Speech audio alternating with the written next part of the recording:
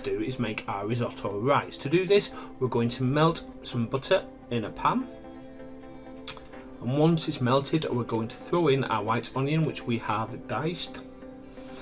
And we're going to cook that through until it becomes soft.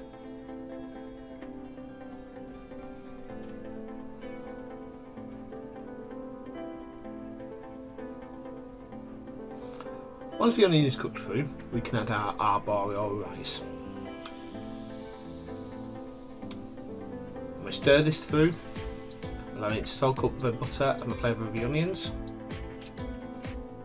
Once that is mixed, we're going to throw in our small bottle of white wine, and we're going to cook that at a medium heat until the wine has virtually evaporated and that smell of alcohol has disappeared.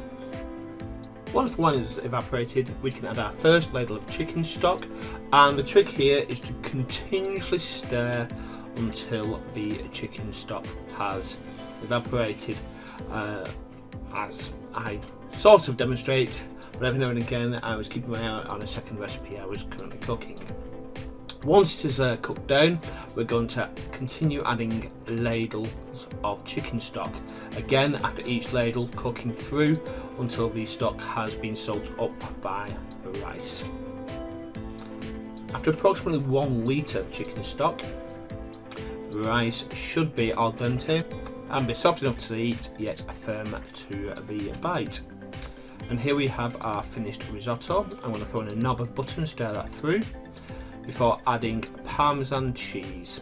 I do this around 3 times, take a small handful, stir it in, and then taste, and then add more until I get the taste that I desire. After 24 hours, our risotto rice is ready to be used. So here I've got some diced mozzarella. I'm going to take a small portion of the rice, surround a mozzarella piece and firmly roll that into a ball. I'm going to repeat that process until all our risotto rice has been used. As you can see, I've got a lot of left. Once all our arancini balls are ready and made, we can refrigerate them for 10 minutes or even half an hour, just to let them cool and become more solid.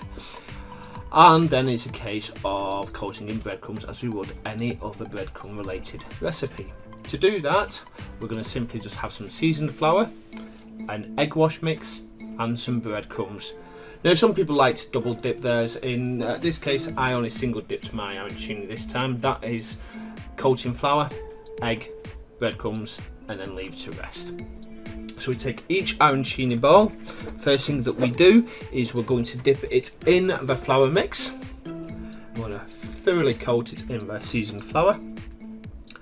We're then going to add it to our egg wash and ensure that every part of the arancini ball is coated in the egg wash. That ensures that the breadcrumbs actually stick.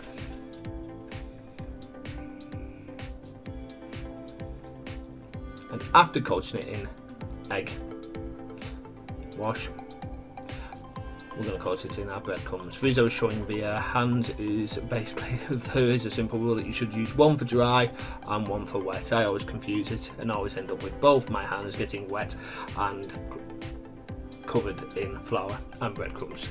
Nonetheless, here's my first arancini ball looking ready to be fried, and I'm going to continue that process until all my arancinis have been prepared.